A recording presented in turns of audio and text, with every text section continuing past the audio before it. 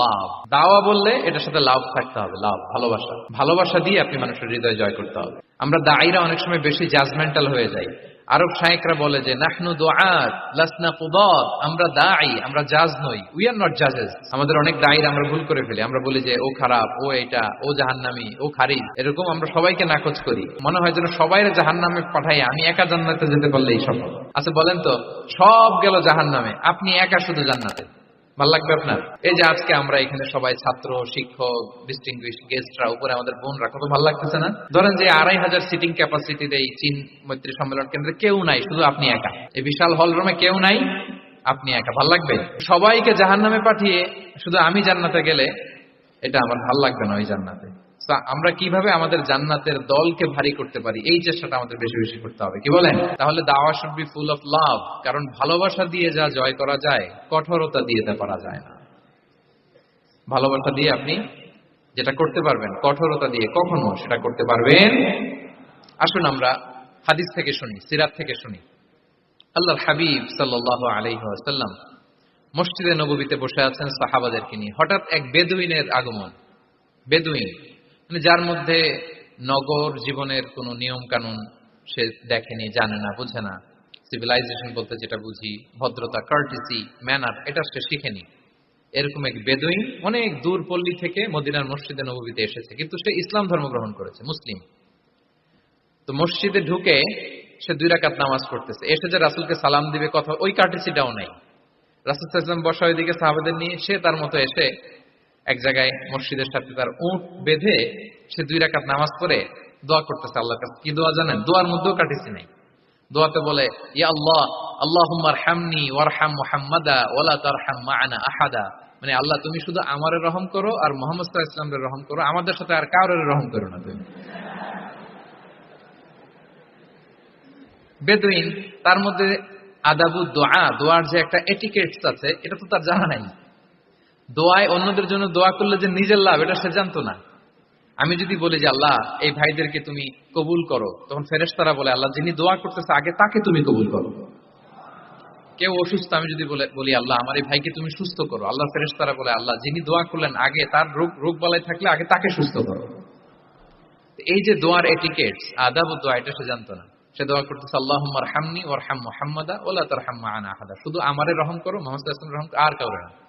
তো রাসূল সাল্লাল্লাহু আলাইহি ওয়াসাল্লাম দূর থেকে দেখতেছেন এই দোয়া, আর বলতেছেন যে হায় রে, একটা প্রশস্ত জিনিসকে সে সংকীর্ণ বানায় ফেললো। আল্লাহর কাছে কি রহমের কোনো কমতি বা ঘাটতি আছে? নাই। সে তো দোয়াতে সবাইকে ইনক্লুড করতে পারত। তো রাহমাতাল লিল আলামিন আল্লাহর হাবিব সাল্লাল্লাহু আলাইহি ওয়াসাল্লাম তিনি বুঝতে পেরেছেন যে এই লোকটা আসলে বেদুইন, তার মধ্যে ওই কার্টিসি নাই। তো তিনি ফলো করতে লাগলেন যে দেখি লোকটা কি করে। তো লোকটা দোয়া টোয়া করেই এবার যে মসজিদের এক কর্নারে বসে ওখানেই পেশাব করা শুরু করলো। মানে কোনো কার্টিসি, নিয়ম, ভদ্রতা তার জানা নাই। তো তাকে পেশাব করতে দেখে বাকি লোকেরা তো তাকে ধরতে গেল, মারতে গেল। রাসূল সাল্লাল্লাহু আলাইহি ওয়াসাল্লাম বললেন, দাউ, রাখো রাখো, আরে থামো থামো, ওকে কাজ ছাড়তে দাও, ওকে ওর কাজ ছাড়তে দাও। কারণ আপনারা এটা ভালো জানেন যে ওয়াশরুম সারা অবস্থায় যদি কেউ বাইরে থেকে জোরে ডাক দেয় তাহলে অবস্থা খারাপ আছে, ঠিক কিনা বলেন? কেউ টয়লেট সারতেছে ওয়াশরুমে, তখন যদি আপনি জোরে নক করেন এটা তার ক্ষতি হয়, কারণ আগে তাকে ওটা পাস করতে হবে স্মুথলি। এটাও একটা এটিকেট যে কেউ ওয়াশরুমে গেল, আমাকেও যেতে হবে, তো আমি যে বারবার ডিস্টার্ব না করে ওখানে একটু পায়চারা করতে পারি, একটু হালকা মৃদু শব্দে কাশি দিতে পারি, বা আমি যে বাইরে আছি, সামওয়ান ইজ ওয়েটিং আউটসাইড, এটা তাকে বুঝাতে পারি। কিন্তু অনেকে যে কি করে, ধাম ধাম করার যখন শুরু করে ওই বেচারার তো অবস্থা টাইট। এটা যেন আমরা না করি, এই শিক্ষাটা কিন্তু এই হাদিস থেকে পাই। রাসূল সাল্লাল্লাহু আলাইহি ওয়াসাল্লাম বললেন, দাউ দাউ, রাখো রাখো, আরে ছাড়ো ছাড়ো, ও তো ইউরিন পাস করতেছে, রাখো, ওটাও সারুক, আগে সারুক, আমরা পরে ডিল করি। তো সবাইকে তিনি থামালেন, ও সারলো।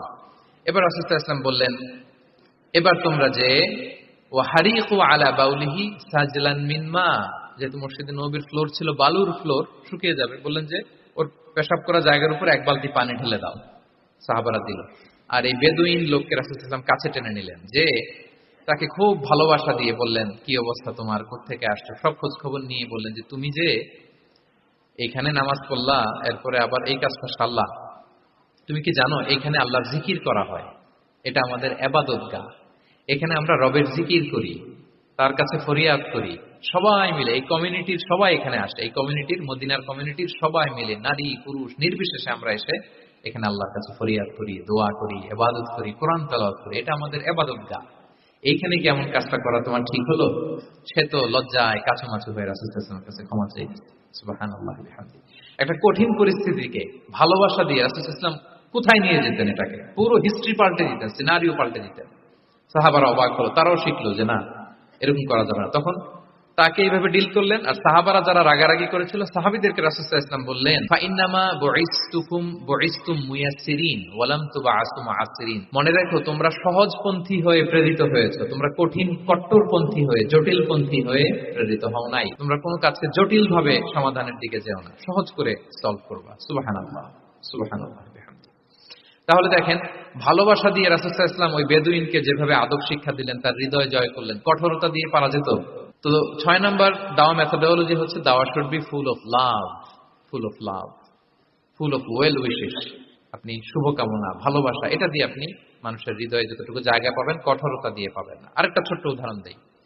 সুমামা ইবনে উসাল রাদিয়াল্লাহু তাআলা আনহু, উনি ইয়ামামার অধিপতি ছিলেন, অধিপতি। রাসূল সাল্লাল্লাহু আলাইহি ওয়াসাল্লামকে হত্যা করতে এসেছিলেন গোপনে। কি করতে? হত্যা করতে। কি করতে বলেন সবাই? হত্যা করার জন্য এসেছিলেন। কিন্তু দুর্ভাগ্যক্রমে হত্যা করতে এসে সে ধরা পড়ে গেছে সাহাবীদের হাতে, হত্যা করতে পারে নাই সুমামা ইবনে উসাল।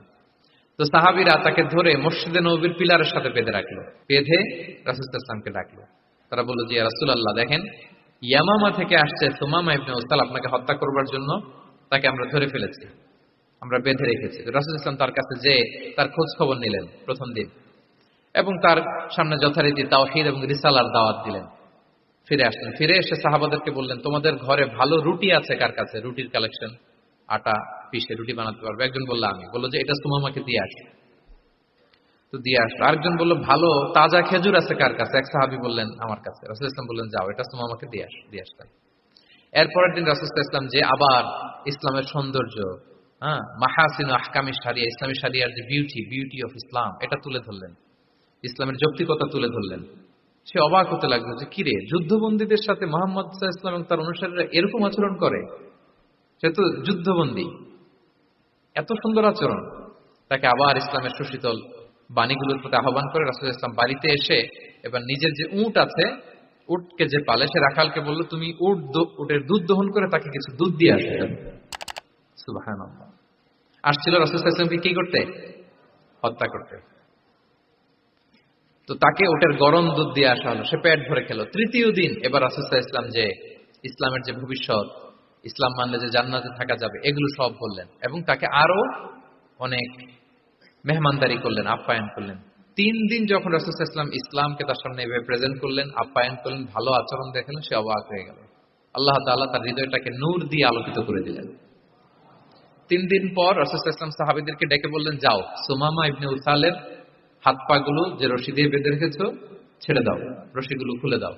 সাহাবারা বলেন কি ইয়া রাসূলুল্লাহ, সে তো খুনি, সে সুযোগ পেলেই তো অ্যাসাসিনেট করতো, তার রশি, হাতের রশি খুলে দিত, আপনাকে মেরে ফেলবে। আল্লাহ রাসূল সাল্লাল্লাহু আলাইহি ওয়াসাল্লাম বললেন, না, আমি যা জানি তোমরা সেটা জানো না, যেটা বলেছি তাই করো। মসজিদে নববীর পিলারের সাথে তাকে যে বেঁধে রেখেছো, রশি খুলে দাও, হাত পা খুলে দাও। আল্লাহর হাবিব সাল্লাল্লাহু আলাইহি ওয়াসাল্লামের নির্দেশ মোতাবেক সাহাবারা ওনার হাত খুলে দিলেন, পা খুলে দিলেন। সুমামা ইবনে উসাল কারোর সাথে কথা না বলে, তার বাড়ি তো ইয়ামামা, সেখানেও ফিরে গেলেন না, অন্য কোনো শহরেও গেলেন না। তিনি মদিনা থেকে অনতি দূরে একটা খেজুরের বাগান আছে, ওখানে কুয়া আছে, উনি যে ওই কুয়ার পানি দিয়ে গোসল করলেন। গোসল করে পবিত্র হয়ে মসজিদে নববীতে রাসূল সাল্লাল্লাহু আলাইহি ওয়াসাল্লামের কাছে ফিরে আসলেন, আর এসেই ঘোষণা দিলেন, আশহাদু আল্লা ইলাহা ইল্লাল্লাহ ওয়া আশহাদু আন্না মুহাম্মাদার রাসূলুল্লাহ। সুবহানাল্লাহ, সুবহানাল্লাহ। তিনি বললেন যে আমি সাক্ষ্য দিচ্ছি আল্লাহ ছাড়া কোনো ইলাহ নেই, আরো সাক্ষ্য দিচ্ছি যে মুহাম্মদ আপনি আল্লাহর প্রেরিত বান্দা এবং রাসূল। এবার তিনি বললেন, মুহাম্মদ, আপনার চেহারার চাইতে অপছন্দের চেহারা পৃথিবীতে আর দ্বিতীয়টা আমার কাছে ছিল না, কিন্তু আজকের পর থেকে আপনার চেয়ে প্রিয় চেহারা, আপনার চেহারার চেয়ে প্রিয় কোনো চেহারা আমার কাছে আর নাই। ইসলামের চেয়ে অপছন্দনীয় ধর্ম আমার কাছে আর ছিল না, কিন্তু আজ থেকে ইসলামের চেয়ে পছন্দনীয় কোনো ধর্ম আমার কাছে নাই। মদিনার চেয়ে অপছন্দের শহর আমার কাছে ছিল না, তো আজ থেকে মদিনার চেয়ে কোনো প্রিয় শহর আমার কাছে নাই। সুবহানাল্লাহ। উনি গমের বড় ডিলার ছিলেন, গম ব্যবসা করতেন। উনার থেকে গম নিয়ে মক্কায় মুশরিকরা চলতো। তিনি ঘোষণা দিলেন, আজকে থেকে আমার এলাকার কোনো গম মক্কায় যাবে না। এবার মক্কাবাসী পড়ছে বিপদে, গম ছাড়া তো তারা খেতেও পারবে না। তারা আল্লাহর হাবিব সাল্লাল্লাহু আলাইহি ওয়াসাল্লামের কাছে চিঠি লিখে পাঠালেন যে মুহাম্মদ, তোমার এই যে নতুন অনুসারী, সে যদি গম না দেয় আমাদের তো অবস্থা খারাপ, তুমি দয়া করে এই গমের সাপ্লাই আবার যাতে সে চালু করে তুমি একটু বলে দাও। আল্লাহর হাবিব সাল্লাল্লাহু আলাইহি ওয়াসাল্লাম আবার সুমামা ইবনে উসালকে বলে দিলেন, আবার সে সাপ্লাই চালু করলো। সুবহানাল্লাহ ওয়া বিহামদিহি। এবং তিনি প্রথম তালবিয়া পাঠ করে উমরা করেছে। তাহলে দেখেন, আসলো খুনি হয়ে, আসলো কি হয়ে? খুনি হয়ে, আর ফিরে গেল নবী প্রেমিক হয়ে। সুবহানাল্লাহ। এটা কিভাবে সম্ভব হয়েছে? রাসূল সাল্লাল্লাহু আলাইহি ওয়াসাল্লামের উদারতা।